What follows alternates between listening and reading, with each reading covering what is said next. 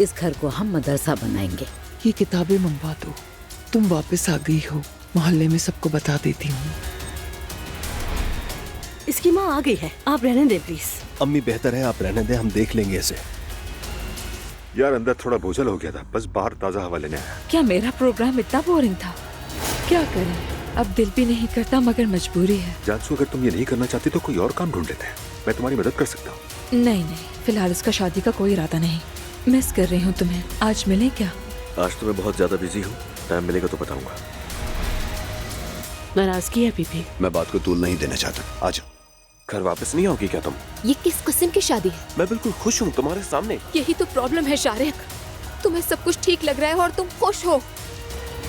एक भी ऐसा डॉक्टर नहीं मिला जो सही से बताए मुझे तुम लड़की नहीं हो, तुम लड़के हो।